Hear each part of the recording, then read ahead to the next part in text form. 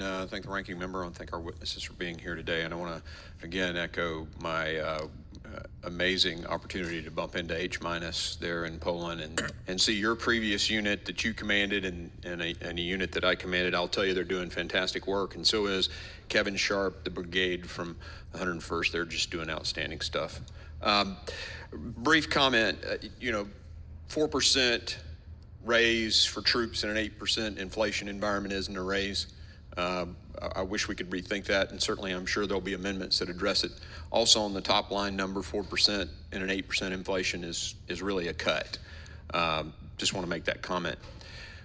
Mr. McCord, a quick comment for you. I saw a statement that you had made. The budget was written prior to the Ukrainian invasion and could not be adjusted to include that. I want to tell you that and I'm talking specifically about making adjustments due to what's going on in Ukraine. There's not a company in America where the board of directors would allow the CEO to say that. The speed of business is the speed of now. And the Pentagon's got to move at the speed of business, the speed of now. And so, in the few weeks that this thing's been going on, I would think that the adjustments could be made. Secretary Austin, quick question for you.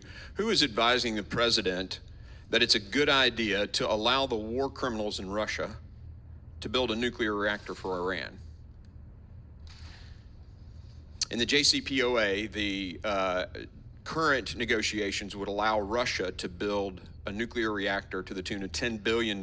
These are the guys that, have done these horrible things in Ukraine, and we're here letting them, at least right now, considering letting them build a nuclear reactor there.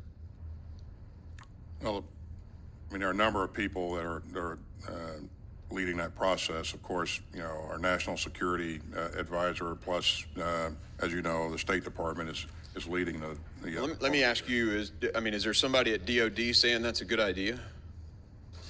Do you think it's a good idea? No, I have not provided any counsel to the president on building. I would ask you to do that. I think it's a really bad idea. I want to talk legacy systems, General Milley, with you, if it's okay. We've had discussions before about phasing out legacy systems, bringing in new systems with the capability to overcome those and amplify on them. I'm a little concerned about JSTARS. We Army guys, we love that program. It helps us, and there's, I guess, talk in this budget of the Air Force wanting to get rid of JSTARS. I'd love to hear your thoughts on, and maybe we have to go into a classified setting, is there going to be a capability gap if that thing goes away? Well, first, like you, JSTAR is a great system, but this budget and the National Defense Strategy is optimizing for the pacing threat, the most significant strategic challenge to the United States, China, and then the acute challenge or the acute threat, which is Russia. JSTARS is not a survivable aircraft in that type of environment against that high-end threat. So that's point one. Point two, in terms of the capability that JSTARS does bring, which is the ability to battle track movements, et cetera, on the ground.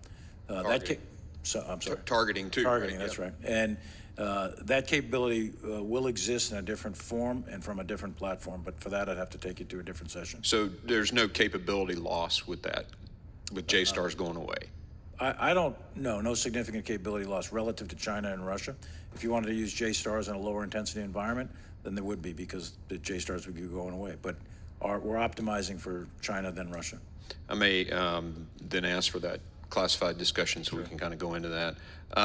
One quick thought about this legacy fall off and the implementation of the new systems that are 5-6 years out. I know Congressman Whitman has talked about this challenge. I'm aware that there's this strategic deterrence fund that hasn't been used for years. I'd love to get some details on that if y'all have it, because we could protect the guys across the aisle who don't necessarily want to see massive increases in the budget. We could fund some of the R&D for these new projects through that, and it would be similar to the way we did the OCO, and sort of put money over there to I would ask that be considered.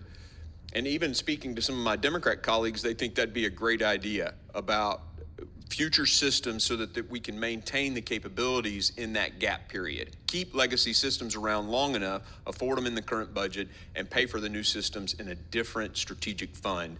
And if you could look into that and get back with my office, that'd be great. Thank you. Thank you.